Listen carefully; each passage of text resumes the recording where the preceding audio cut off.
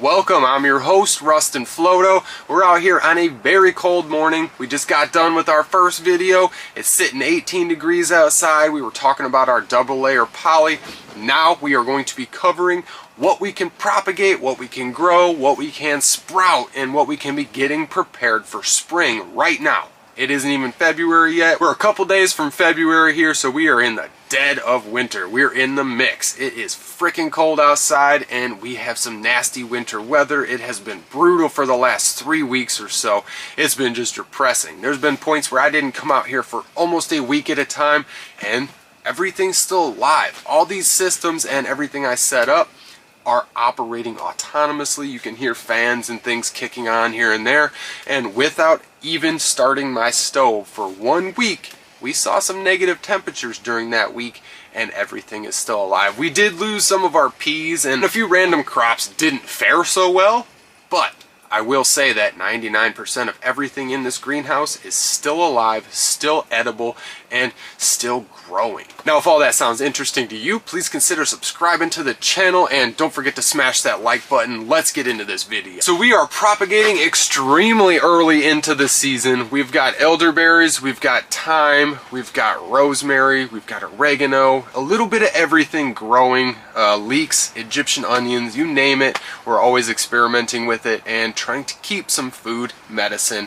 always on the table. We're always able to pull. If you got a cold, you can go grab some thyme, rosemary, throw it in some tea, and it is going to benefit that sore throat. Now, as I was stating, we've got our geothermal, we've got our compost heat, we've got passive solar, and an occasional fire we burn if it's going to be extremely cold, or if my kids and I are coming out here to cook some food. So we really don't burn that stove as often as it seems. Every time I'm in front of the camera, there's a fire going because 50 degrees doesn't really do it for me. I like to come out here, I like to be warm, so 65 is what it's sitting here. Down on that end, we are sitting 50 degrees. It's 18 degrees Fahrenheit outside. We had about 12 degrees Fahrenheit overnight. So sitting about 8:30 in the morning, temps have came up a little bit, and we keep a ton of perennials in the greenhouse because they don't go dormant. We have seen 42, 43 degrees Fahrenheit for the lowest temperature when it was exactly opposite. It was negative 48 degrees Fahrenheit outside. And that's absolutely crazy to be having an 80 to 100 degree swing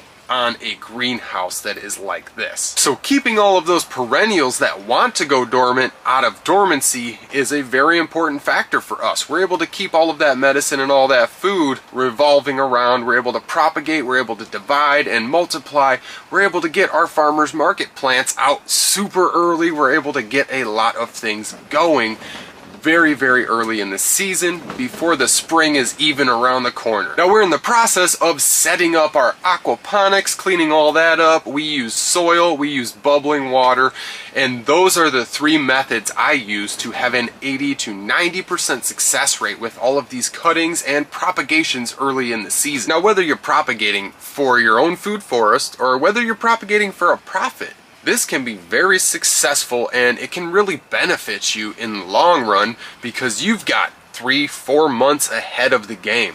You've got all these propagated and then you can start sowing seeds and you're ready for summertime. Now, one main factor I would say is the most important is direct sunlight. You don't want your cuttings and you don't want your fresh propagations in a direct sunlight situation. It is going to be detrimental. You're going to reduce from 80-90% success possibly down to 50 or lower because that direct sunlight is just too harsh. But in the winter time here, it's the perfect time. That sun is so weak, it's barely even getting maybe 3 feet off the horizon there. It is so darn weak that's why we started putting our lights up and stuff like that just to supplement a little bit of extra light. And we really haven't seen the sun for almost a month. We've had one day that it has had no clouds. Every other day is just gray like this. It's super depressing. So having a sweet greenhouse to be able to come and just hang out, grab some food, do some work, and come out here and talk to you guys, it is super enlightening in the middle of winter time. So not having any sunlight for months at a time is not beneficial so much for us, but it is super beneficial for the crops that are weaker and starting off. So you're taking cuttings, we've got elderberries, I've got a couple Juneberry cuttings down there, and a whole bunch of other stuff. they are all surviving because they're not getting baked and burnt up by the sun before they can actually throw their roots off or get good roots established into the soil or water wherever we're propagating them in. Now, before I talk about rule of thumb on cuttings and how we're going to have better success, I want to state that we never use a rooting hormone because those powdered rooting hormones are caustic and they are dangerous and they are recognized by the agriculture department as a pesticide.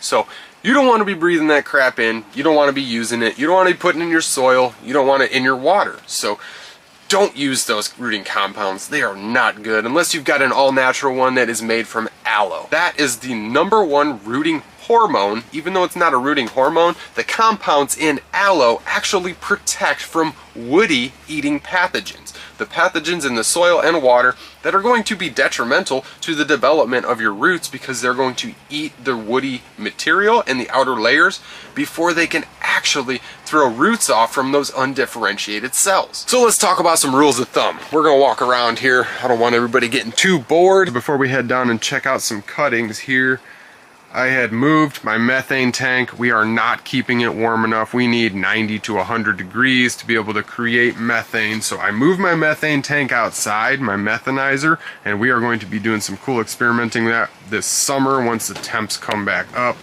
We just cleared up a bunch of room to make a ton of bricks. We've got bricks on bricks. I've got bricks down on the other end. We've just been making tons of bricks. We're going to be refiring these bricks so we can do ourselves a little bit of foundry. We've got ourselves a nice foundry set here, all the good stuff. So we're going to be making ourselves some tools out of aluminum. We've got our own aluminum cans that we've been melting down. You can see all the crops. They look a little light beaten. They need some more light. I might turn another hour of light on. These are the peas I was talking about. They really didn't like that cold weather. But on the other hand, you can see we've got all those cilantro that were sprouting in the middle of a polar vortex, just shooting right up there. Still got seeds on them and stuff. Very, very cool to be able to have. Moving on over here, I just want to check out these elderberries here. Some of these are really, really in there. I'm gonna try and pop this little guy out without breaking the soil up too much. So we've got that nice little clump of soil. There's a few small roots in there. Now these have been in here for a little while. These are not fresh cutting, but we've got ourselves 18 elderberries that are going to be ready for the market. They're starting to sprout up. Lots and lots of strawberries able to be propagated. All of our corn salad here. And here is our aquaponics bin. I'm gonna get this set up. We've got a few bins. All our kale down in here. The tatsoi and pak choi really didn't like the cold weather. They don't grow as fast. They kind of wilt back in the cold weather, but they are still alive. All these 7-top turnips here, we've been harvesting tons of greens off of those. All these Egyptian onions, nice healthy rosemary. We've got some more heading collards, onions, and a whole bunch of failed crops that just got dried out and stuff. So we're just kind of recycling all the soil before we replant this out here. So coming on over to this side, we've got all them bricks. We've got lots and lots of propagations. You see this elderberry here. This is actually coming out of dormancy. They were outside sitting and I put them in here. You can see these elderberries. Lots and lots of elderberries. We've got some lemon balm there, some parsley. All types of propagations that we're able to divide. We've got some thyme here. We've got some of our thyme and oregano sitting by this tank over here. There is just lots and lots of plants that are beneficial in the winter time. We've even got some garlic right here and lots more elderberries. So these elderberries were all dormant and we've been keeping the greenhouse so warm that they are coming out of dormancy right in the middle of a polar vortex. So we've got ourselves a nice long elderberry here. Got some nodes on it here. Every little node is just brown, not doing anything yet. We just cut this. Going to bring it in here. I'm going to take a few cuttings from that. We're going to give ourselves maybe 2 plants from that one. Got ourselves a nice little Juneberry stick. We've got a couple of Juneberry trees that we've propagated a few years ago, trying to get those propagated out. So being able to come out here in the middle of winter and take cuttings outside and be able to propagate them and start them inside the greenhouse is very, very valuable. So we've got 1 and 2 nodes. We are going to stick 1 node under the ground, leave 1 node above the ground. Rule of thumb, you want to keep this about the size of a pencil, about a 1/2 inch or less. And then we've got the other piece of that elderberry, so we're going to take 1, 2 nodes, and then we're going to leave these 1, 2, 3 nodes above the ground. This can probably be divided up again, but really we've got so many elderberries that I want the best success rate possible. So rule of thumb, having 2 nodes under the soil is going to double your chances for success. So keeping that in mind, having those nodes in the right place and in the right direction, keeping all of them pointed straight up, is going to be very beneficial to you, because they will still grow if you put them in upside down.